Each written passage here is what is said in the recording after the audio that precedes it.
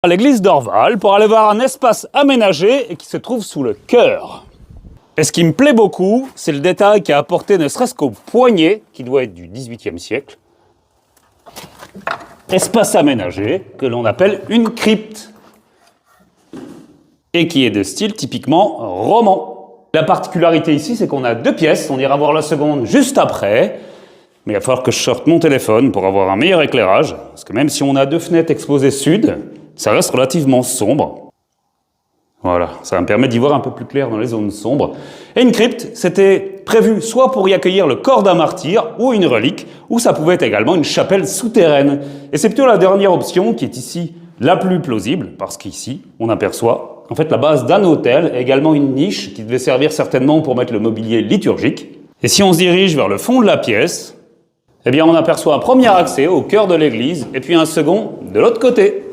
Et ce qui m'impressionne vraiment, eh bien, c'est cet imposant pilier ici qui retient les voûtes.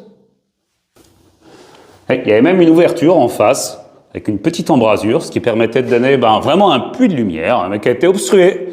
Il y a certainement un bon petit moment, et quand on voit l'épaisseur des murs, on voit que c'est typiquement médiéval. Et j'aperçois même une lumière là-bas. Oh, mais il s'agit tout simplement de l'intérieur de l'église qu'on aperçoit, donc c'était vraiment une ouverture pour pouvoir y accéder. C'est vraiment intéressant tout ça. Et là, on voit aussi que le sol d'origine, qui est visiblement en terre battue, eh bien, était un peu plus haut. On voit que ça a été décaissé, et c'était ici en fait à l'origine. Alors ça a peut-être été fouillé. C'est pour ça que là, on voit bien vraiment la démarcation. On a creusé quand même pas mal, sur je pense 15 à 20 cm à peu près. Et donc c'est pour ça qu'il n'y avait pas de marche à l'origine, mais là on va enjamber. Et on va aller voir ce qui se passe donc de l'autre côté. Il ne fallait pas être trop large. Cette seconde pièce est beaucoup plus petite, parce qu'on est au niveau du chevet, à l'arrière du chœur. Alors on aperçoit un escalier, et on a surtout des fonds baptismaux qui ont été placés là en 1878, d'époque roman, mais également ici, un chapiteau de colonne qui a été transformé en bénitier. Là on a même aussi la base de la colonne, et une croix chrétienne, probablement d'une sépulture.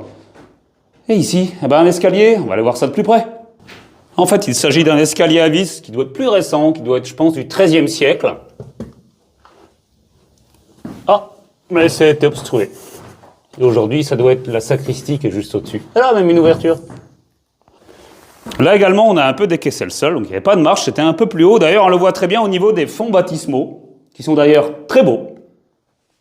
Et on peut voir là-bas qu'on a aussi percé un trou. Je vois qu'il y a aussi des croix, peut-être un haut de calvaire. Ah, là, on a même une date, 1719.